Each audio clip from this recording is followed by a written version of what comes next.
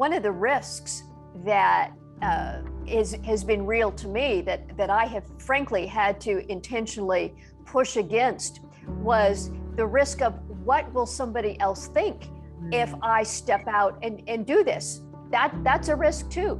Obviously personalities and all of that play into this, but even if it's not betting the farm, to realize that this is the entrepreneurial way is worth it, because God has this this path that you can follow. And I in my mind, I'm going back to your paradigm of the kayak in the river, that if we can realize we're not controlling the river, we can't.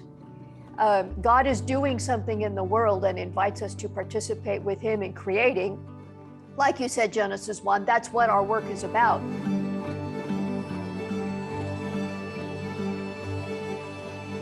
Does your work matter? Do you love your job? Do you know what your calling is? Are those things even related? I'm Dr. Carol, and thank you for taking some time to be with me here today. I am not doing the same thing that I was doing even a few years ago, and certainly not what I thought I would do after I finished my schooling and started on my work life. The paradigm of you get your education, you start a job, and you stay there for decades, the world for most people doesn't look anything like that anymore. The world of work has changed. And for many, it is a world of anxiety and trouble and struggle, and change in itself is something that we humans are challenged with. And for a follower of Jesus, what does all that mean? I talk with many people who struggle between what they do during their working hours and a sense of what has God called me to do, and struggle to connect those things. My conversation today with Michaela O'Donnell is going to reframe so much of that for you. I was just delighted to have this conversation with Michaela for my own just perspective on work and calling. And I think it will be the same for you. Michaela O'Donnell is the Executive Director of the Max Dupree Center for Leadership at Fuller Seminary. She and her husband are leaders in the marketplace. They own Long Winter Media, helping brands make social impact through multimedia content. Her book that has been released just a couple months ago, Make Work Matter, Your Guide to Meaningful Work in a Changing World. When I was given the opportunity to see this book and read this book, it changed some things in the way I thought about work and calling, and frankly, entrepreneurial endeavors as a follower of Jesus. And I think this may be very enlightening for you. So without waiting any longer, Michaela O'Donnell. Well, Michaela O'Donnell, thank you for being here. What we're going to talk about today, I know impacts just about everybody who's listening, and just starting with appreciate your time and being here with us today. Yeah, well, thanks for having me, Carol. I'm really glad to be here with you and can't wait to jump in. Yeah. You have kind of an interesting story. Growing up with an entrepreneurial mindset, as I was reviewing your book, Make Work Matter, I was struck by your saying things like, you know, I learned how to sell before I learned how to find a job, and things like that. And then you got into theology, and you're now at Fuller. And I just like to hear a little bit about your journey there, how your entrepreneurial and work experience melded into theology and the practical work that you're doing now in practical theology. How did those things connect for you? Yeah, that's such a good question. It's one of those things where if you would have told me a decade ago that my work would to talk to people about their work and to sort of like make spiritual sense of it, I would have been like, nah, that does not sound like what I'm going to do. But yeah, here I am. And every destination has a journey story, doesn't it? And certainly who knows where the journey will go from here. But Yeah. I come from a family of entrepreneurs and teachers in the Midwest, in Nebraska, Mm. big Irish Catholic families. Both my parents come from families of 9. And if you look at the patterns of what people do for work, for paid work, I should say, in our families, we teach people and we start things. Mm. And yeah, so I grew up, both my parents owned their own business. And, my dad was that kind of person that was encouraging me to, what are you going to sell at the lemonade stand? How can you make it how can you do value add and make it a little Yeah. more attractive? And so that, yeah, those were my wirings. And eventually along the way, I became really fascinated with theology. I have a pretty, kind of a conversion story that happened in college. Mm. And Hmm. in college, I decided, people, this is what I said. This is funny, actually, very ironic. I'm like, people say you don't really use your degree. So I'm going to get a degree in whatever I want, and then Yeah. I'll go do something else after that. Well, I got my degree in theology and because I wanted to learn about who God was. That was really it. And here I am all these years later with now a PhD in practical theology, very much using that degree. And so I've got this mashup of experiences. Started a business with my husband, ended up back doing a PhD in practical theology.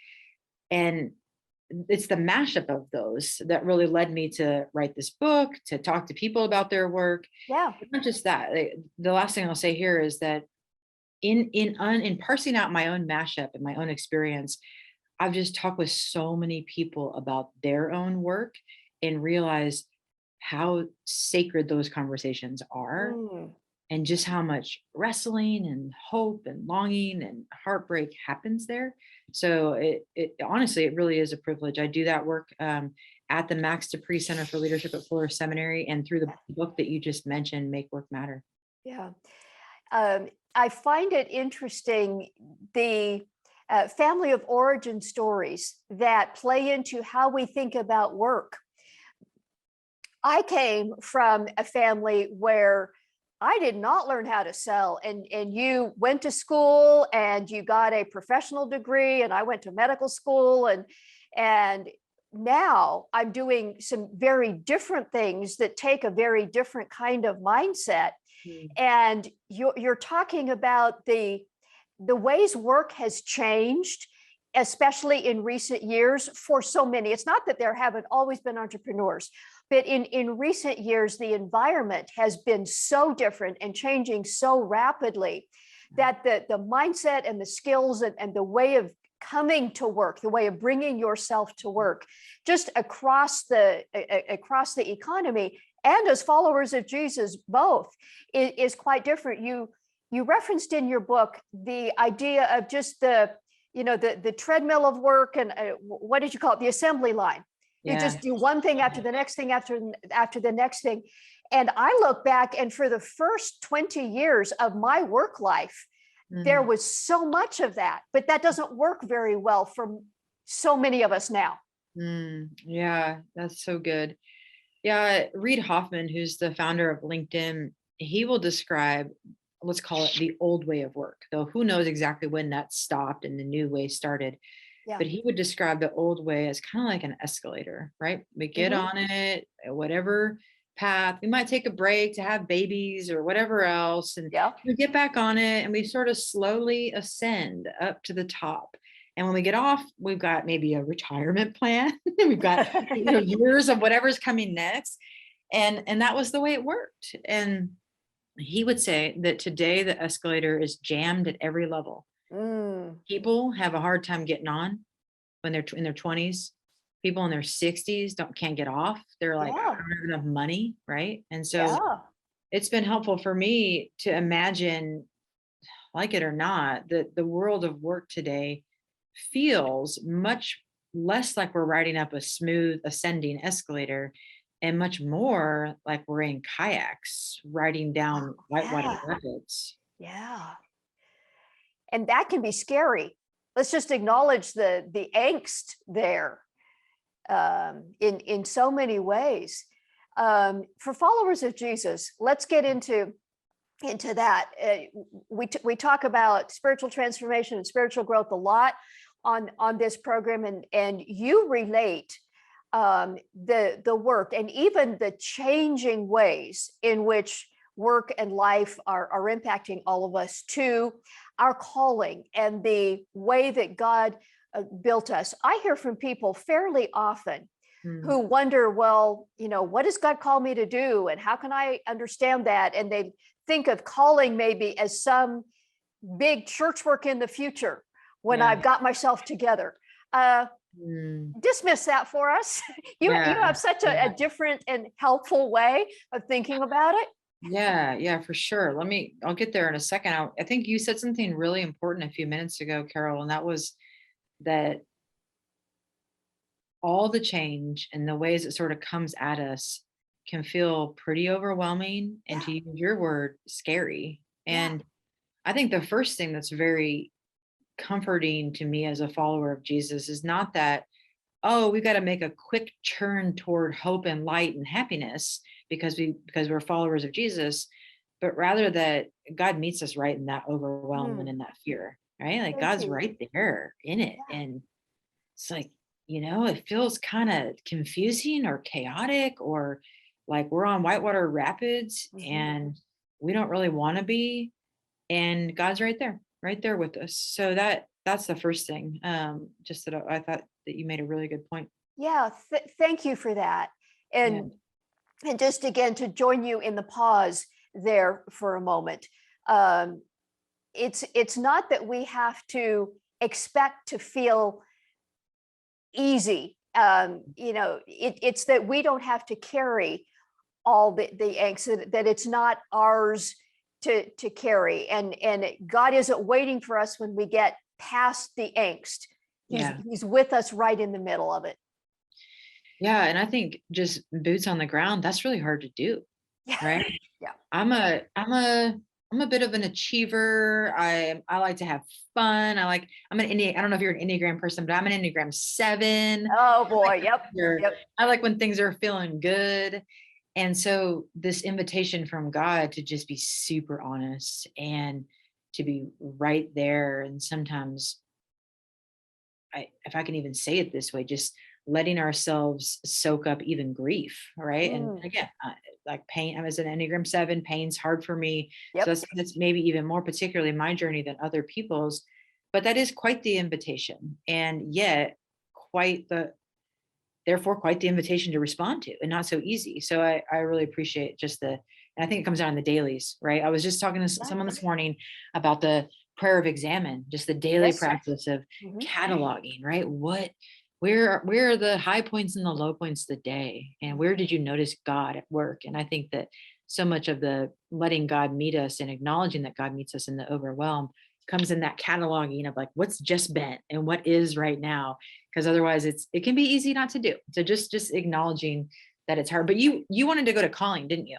well, I just want to piggyback on what you just said. I'm a 5, so I am Mm, always trying to figure it out.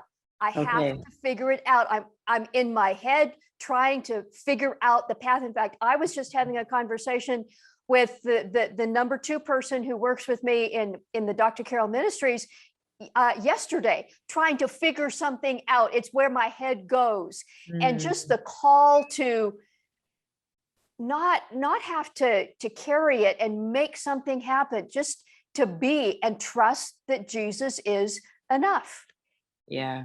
Yeah, Yeah. And to use the kayaker analogy one more time, it can be very overwhelming. Like if we're in a kayak, we're traveling down whitewater rapids, we can only go at the rate that the river is taking us.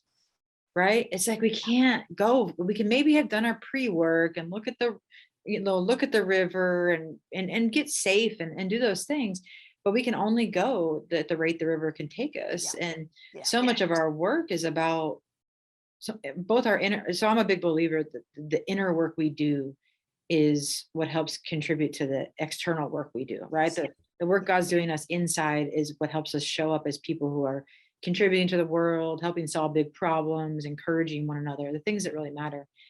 And so much of the work, the inner work, is to sort of learn how to paddle, right? But when we paddle on a raging river, there's still forces taking us down. So the yeah, paddling isn't so much about muscling all of our momentum. It's not about putting our rudder in so we take a hard left. It's about getting in flow, right? Getting in flow. And so that's where it's helpful for me to think about the Holy Spirit. I have a good friend, Tracy Matthews. She runs an organization called Attune, and Attune. And her whole Mm, thing is about attuning to the presence of God. yeah. And she describes to now I'm mixing metaphors, but not really. You'll know why. She describes the act of like being in the water and sort of putting your hand just underneath the surface and seeing if you can feel which way the current's going. Like, can you feel it? Right. And so so at the same time that we're in this kayak on raging water, there is an invitation from God to like dip our hand in and Yes. feel the way that God is moving us. So And yes. trust that he is. Trust that he is carrying us.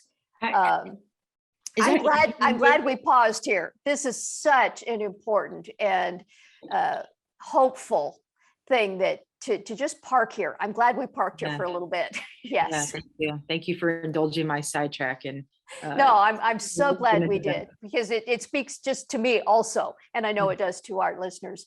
But yeah, about calling. Yeah, yeah. So calling, oh goodness, this is one of those words, isn't it? It's one of Mhm. those words that sometimes people get really excited about. Other times people have a lot of baggage Yeah. around. Yeah. They don't even want to use the word calling. They've been hurt. The word calling has hurt them, you know? Mhm. Other times people kind of think it means one thing, and that limited sort of framework has caused a bit more rapids than maybe are even necessary.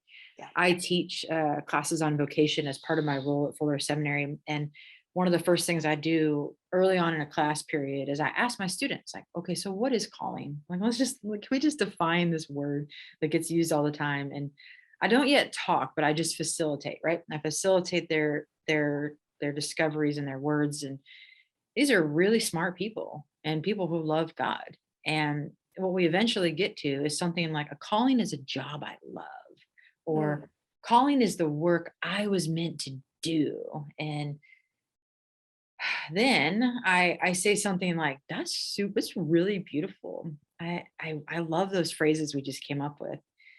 The issue is that's like the Bible never once says calling equals paid work that I love. You're That's right. not actually a biblical definition of You're right. calling. Yeah. And that over the last, I'll spare you the in-depth history lesson, but basically over the last 2,000 years, calling has moved all the way from I'm called to follow Jesus, through I'm called to be a distinct kind of Christian, depending on what's happening in history, Yep. to I'm called to be a professional Christian, depending on what's happening in history, to I'm called to be a professional something that I love, right? And there's this evolution of calling. And that's pretty limited. It has been helpful for me. Like it's like, okay, if that's unhelpful, we can't just break down. Let's build back up. It has been helpful for me to think about calling with an image. And the Mm. image, yeah, the image that I have is a set of nesting dolls. And set of nesting dolls. And inside you have in the innermost doll, right? The one that's Yep. covered by all the other layers, Yep. have the call to belong to and follow Jesus. That's like, it. And that is what's central, and everything else is stacked out. The next layer out is the call, to participate in God's mission of redemption. This is 2 Corinthians 5. This is the entire arc of scripture of God's, movement of redemption and restoration. And as And people, isn't that those first two parts? Isn't that what early followers of Jesus believed they were being called into? yep, absolutely. That was it. In the early church, that's what it meant to have a calling, was literally Oh, to believe in Jesus. And we would have to really exegete early texts to think about and participate in the redemptive mission of God. That might be we might be doing that a bit more in current century. But yeah, that was it. And then what happened is Constantine became emperor. So I guess I am giving you a little bit of a, you probably know this. I'm not go sparing. there. No, go for it, Okay. Michaela. Yeah. Constantine became emperor, and he was a Christian. This is in the Holy Roman Empire. And therefore, Christianity was associated with the highest office in the land. And it not only became permissible, which was previously not the case, but also kind of societally in. It was sort of like cool to be a Christian. So then you have all these Christians who are like, well, wait a minute, we got to recover the set outness, the part that's not, not really captured there. And that's when you get the rise of monasticism. You get the rise of people going out to the desert. And I think eventually the lineage of that is that we get a hierarchy of callings, right? We start to think, oh, calling people who feel called to the church have a more spiritual calling than people who feel called to mother, or who feel called to run an Etsy shop, or who feel called to work in their community and never, get paid to do it. Yeah. So back to the nesting dolls, we've got call to belong to Jesus, the call to participate in redemption. The next doll out is we got to go all the way back to the beginning. This is Genesis 1 stuff. This is the call to create, right? Yes. Create in loving service of our neighbors. In loving service of our neighbors. Now I'm grabbing that from the next history lesson. So you got all these rise of monks, and you got people who are saying in the Middle Ages, certain callings are more spiritual than others. Martin Luther and his contemporaries come along and they're like, wait a minute, that's not biblical. Any work can be spiritual. As long as somebody is doing it, kind of for the loving service of their neighbor, that can be a spiritual calling from God. And wasn't it Martin Luther who said something like, if you sweep the streets, let it be said, here went a great street sweeper. Yes. Let the angels marvel in how you sweep the streets. Yep, exactly. For the glory of God, be excellent, do that thing, and sweep the streets for the people who are going to be walking down them, right? Yes. That's like that implicit nature. Now, what was liberating at that time eventually became limiting, because what was really true about Martin Luther's context is that he's writing to a time when people mostly stayed in their communities, potentially inherited jobs from their parents, right? But then all of a sudden you get industrialization. People start to move to towns. Then you get post-industrialization, you get the age that we're in now, which is probably most simply called the information age.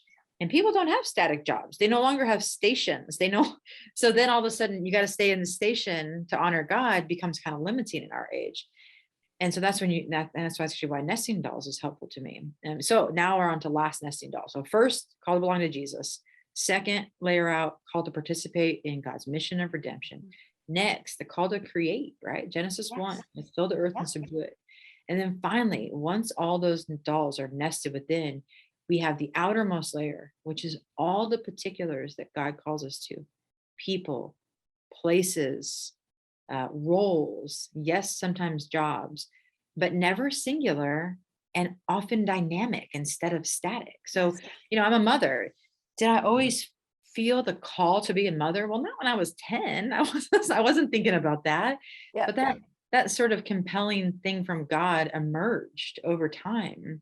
And at some point, I'll probably feel really drawn to new things that I don't feel right now. It's this idea that those particulars are plural and sometimes shifting, and that's from God. So that was, you did get the history lesson baked in, but that's all I have to say about calling.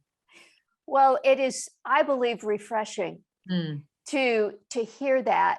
And I pray it's liberating for some who are listening or watching, because to understand that calling is not a job. Yeah. And that calling is just as real, regardless of what you spend your days doing. That all of us following Jesus impacts, how you change diapers, how you sell cars, how you teach students, whatever it is, that all of that really is calling, that you are called to create in that context, whatever it is. Yeah. That's so good. Yeah. In that light, your personal history about entrepreneurialism and just how you bring yourself to that, and some of the things that I find myself doing in this season of life really resonates with that. In Make Work Matter, you talk about the entrepreneurial way, and you weave this into following Jesus and practical theology in some really great ways. And I think that those who are with us here today would love to just have you unpack a bit what that entrepreneurial way looks like, for followers of Jesus. And I'll just start out by saying it's not okay, make a bunch of money. That's neither the goal nor the paradigm, but it fits with following Jesus. And just unpack that for a bit. Yeah, it's really good.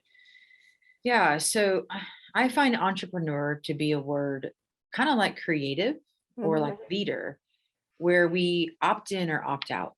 We decide that's for some people, Yeah. or maybe that's for me, but it means something very specific. And I am on a one woman mission to liberate us from the definition of all those words and from calling. Maybe I'm on a mission to shake up everybody's definition of things.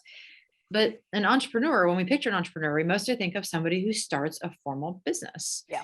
And oftentimes we think of somebody who starts a very successful financial business, and not necessarily a business that focuses on finances, but a business that is successful financially, to your Yeah. point. Now, I told you I come from a family of entrepreneurs, and all the way back to the story of my dad helping me figure out what to sell at my lemonade stand. There's a whole bunch more that's going on. At the core of what entrepreneurs do is they find gaps where there's need and they fill them, right? Another way to say it is that they notice opportunity, create value, and do those things in the face of risk, Love it. right? Yeah. So, and this is why I'm on a one woman mission, because I'm like, well, how beautiful would it be if Christian people, if churches saw themselves as people who could notice opportunity and create value in the face of risk? And this comes to be really practical for me in a couple of movements, and they're in the book, and I call them movements. They're actually the basis for a 6-week cohort thing that we do at the Dupree Center for Leadership. But the 4 movements, and these came from my research, but are kind of widely validated beyond just even the work I did. The movements are empathy, imagination, risk taking, and reflection. And one of the most interesting things when I did my research is that across the board, when I was talking to people who were objectively successful, now I do mean money, but I mean more than just money. They were kind of Yeah. on mission in their business. Yeah. The number one thing that they had in common is that they practiced empathy. And Interesting. yeah, isn't that interesting? And not just any kind of empathy along the way, Mhm. right? And so empathy along the way, in order to think about empathy along the way, I got to go for just a minute to the Good Samaritan. Okay. Good Samaritan, right? Why do I like Good Samaritans? Christianity 101. If we've been exposed, to the Bible, even if we haven't, we probably know the story of Good Samaritan, right? So I like that. I like that it's accessible.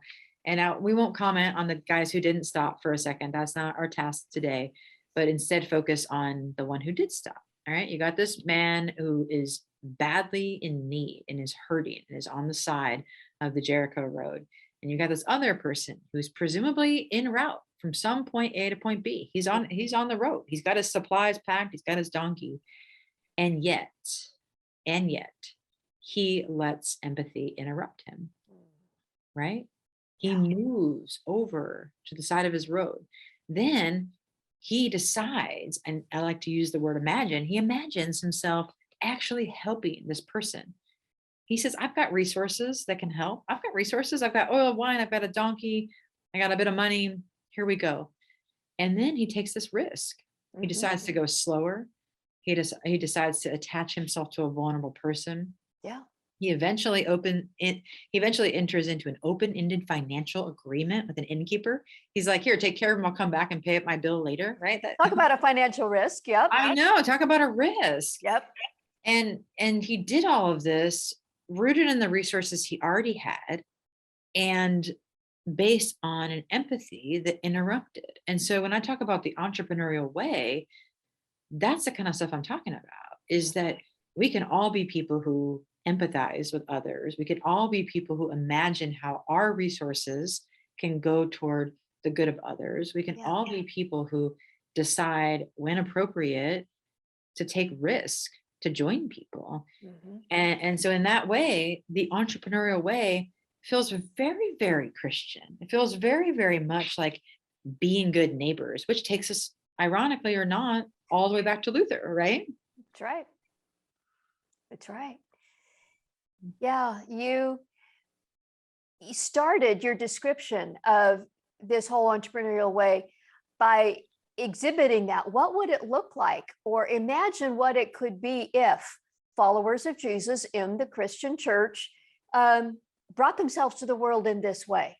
Yeah. That's exactly a demonstration of what you're describing. Yeah.